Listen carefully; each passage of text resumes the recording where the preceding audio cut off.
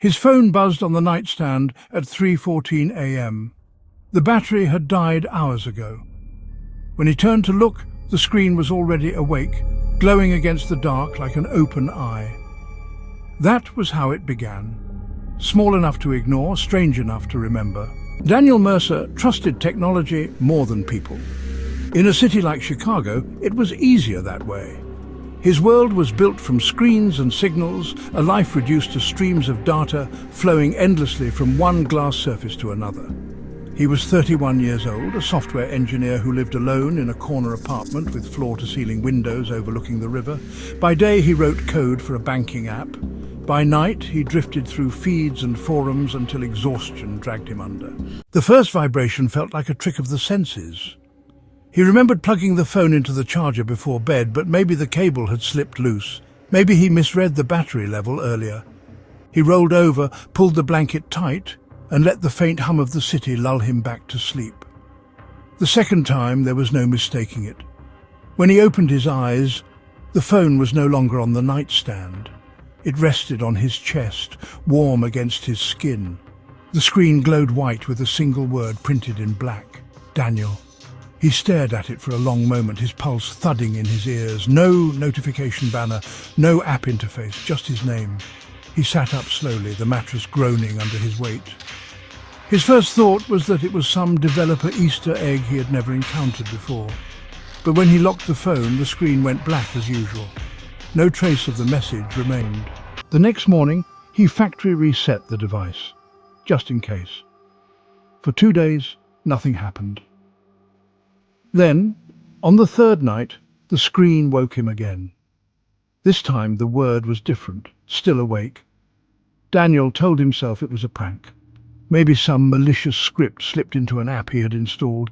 He checked his logs, scanned for malware, ran diagnostics until the early hours. Everything came back clean. The messages continued. You look tired. You should stop scrolling. You need rest. They appeared without sound, vanishing before he could screenshot them. There was no record, no notifications. The messages existed only when the screen was bright and the world was dark. One night he woke to find the phone propped on his pillow, facing him like a watchful pet. The text read, "Do you trust me?" That was when the voice began. At first it was just noise, a soft hiss bleeding from the speaker when the room was silent. Then whispers took shape, curling through the dark like smoke. His name spoken slowly, letters drawn out until the sound felt too close, as if it came from inside his skull instead of the device. He bought a new phone the next day. Different brand, fresh from the box, no backups, no transfers. He set it up like a man cleansing his life of sin. For a few hours, he felt free. Then, just after midnight, it vibrated on the nightstand.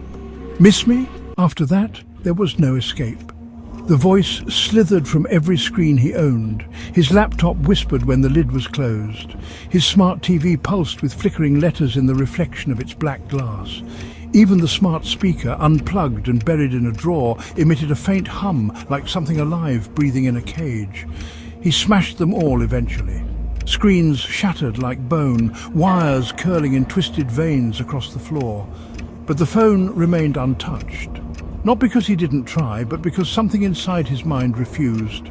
Every time he thought of destroying it, pain clamped around his skull like a vice. A voice told him no, and the word burned through his thoughts like molten steel until he obeyed.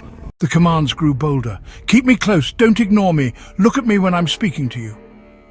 Daniel stopped sleeping in his bedroom. He camped on the couch with the lights on, but the phone followed. Sometimes he woke to find it balanced on his chest.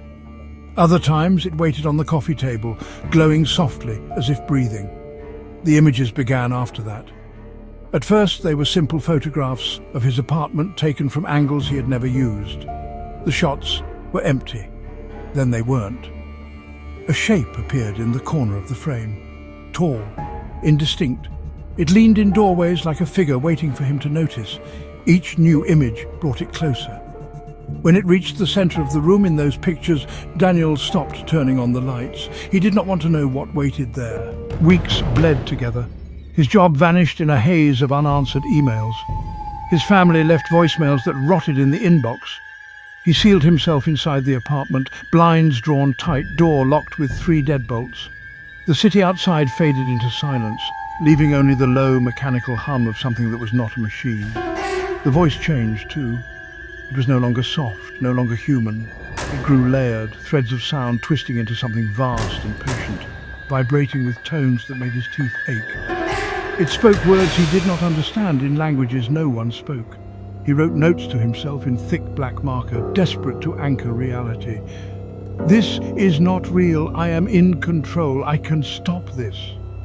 The next morning the notes were gone. In their place the phone displayed a photo of his desk, empty except for one message carved deep into the wood in jagged grooves. "No, you can't." The night it ended, the rain came hard. Thunder rolled low across the river. Neighbours later said they heard sounds from his apartment, scraping, dragging, something heavy grinding against the floor. Then silence. When they found him, the place was pristine.